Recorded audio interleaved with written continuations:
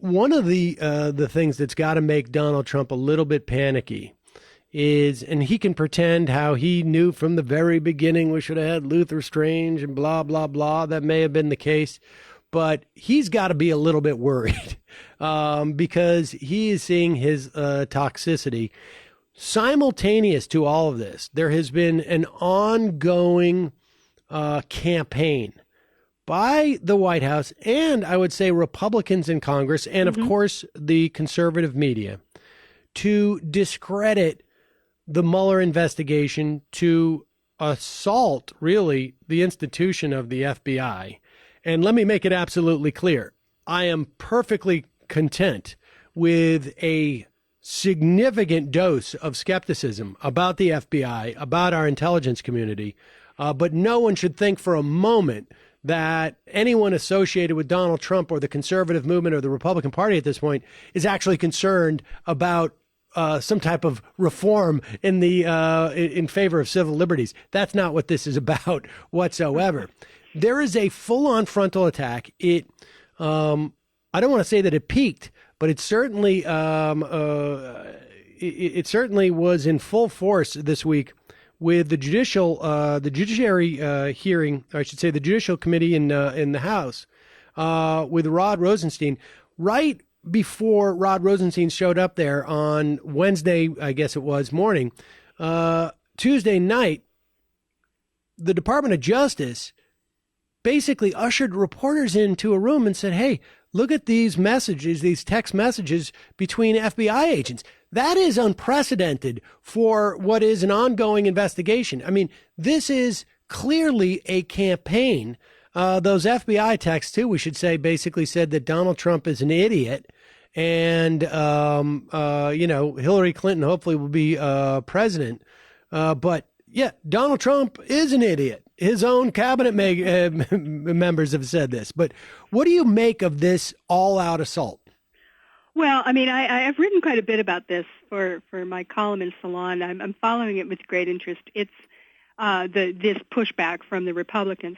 I mean, look, going into the Mueller investigation, and in fact, I wrote about this at the time. I said, get ready. They are going to, if the closer they get to the president, the more that we're going to see a Republican effort to discredit Robert Mueller. It's very difficult. Robert Mueller's a Republican. He was the longest-serving FBI director after J. Edgar Hoover. He served for 10 years.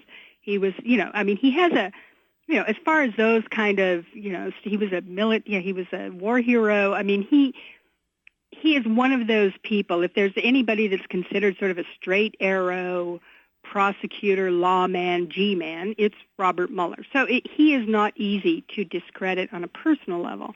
However, I knew it was going to happen. And the reason I knew is because it's what they always do. Watergate, Nixon fired Archibald Cox, said he had, gone beyond his mandate and that he couldn't do it. And he ended up, going through an attorney general and a deputy attorney general before he finally got to Robert Bork, who fired Archibald Cox. In the Iran-Contra investigation, they went hardcore after Lawrence Walsh, saying he was a partisan. He was also a Republican. And basically, the Congress took matters into their own hands, immunized Oliver North, and got him off of the felony charge that Lawrence Walsh brought for him in 1992. On his way out the door, George Bush Sr. pardoned Caspar Weinberger and 5 other people in the Iran-Contra matter, thus ending that investigation, which had gone on for 6 years by that point. All of this having to do with, discrediting Walsh, saying he was a partisan, et cetera, et cetera. We all know what happened with Ken Starr. He was an incompetent and an unqualified prosecutor. He was someone who had never prosecuted a case, and he was sort of being led around by the nose by a bunch of partisan Republicans and was appointed by a partisan panel of judges there in Washington, D.C., but that part of the strategy for Democrats in that was to discredit Ken Starr. I knew this was going to happen to Mueller. I'm sure Mueller knew it too. So, let's just say I suspect he's well prepared for this. He understands the history as well as somebody like I do. So, that much is clear. And what they're trying to do is twofold. One is they're trying to lay groundwork for Trump to fire him if it becomes necessary. And I would suspect that becomes necessary the day that Mueller indicts Jared Kushner. that to me, he's the family, right? I mean, this is when you really get close. The other is that in the event that Trump is not able to fire him, or it doesn't quite get there, they're hoping that whatever report Mueller gives will be discredited as, this partisan FBI. They're corrupt. It's a coup d'etat. All this smoke they're throwing out there, which is just an attempt to get their own people, their own Republicans behind Trump in that event. The way that Democrats, moved in behind Clinton during the Lewinsky scandal. Now, the thing that Republicans don't seem to understand about this is the difference in quality of the underlying scandal. Clinton had been dogged for years over Penny Annie, Arkansas land deal stuff, and then finally an extramarital affair that he lied about.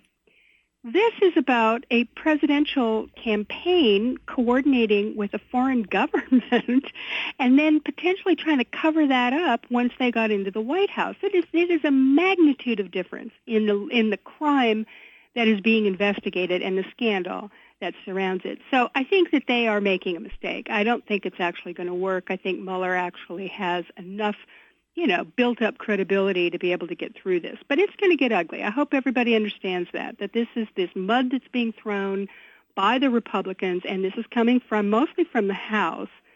The Senate has a little bit of it, but not quite as much. It's the House where they're really going for it. And then Fox News it's in an alternate universe where basically Robert Mueller is the one who coordinated with Vladimir Putin. That's pretty much what they're saying. So, this is where we're at, and I think that get ready. I don't think this is going to go away, and I think it's going to be really, really ugly. Well, it was floated this week that the White House wants to launch a second special counsel that would investigate Robert Mueller, and it's interesting. I want to take a break here, Digby. When we come back, I want to talk about this a little bit more because I am fascinated by, and you just laid out all of the responses of past administrations to special counsels in this instance, or to any type of growing scandal. What I think is unique in this instance is the attack on the FBI as an institution itself, right? And that's going a little bit further. But I was struck this week by never Trumpers and former members of the DOJ and stuff like this, talking heads on television, saying how shocked they were that Republicans would attack the FBI, would attack these institutions. And when we come back, I want to talk about, why that is, in fact, not shocking in the least bit, if anybody's been following the MO of the Republican Party and the conservative movement for the past 20 years.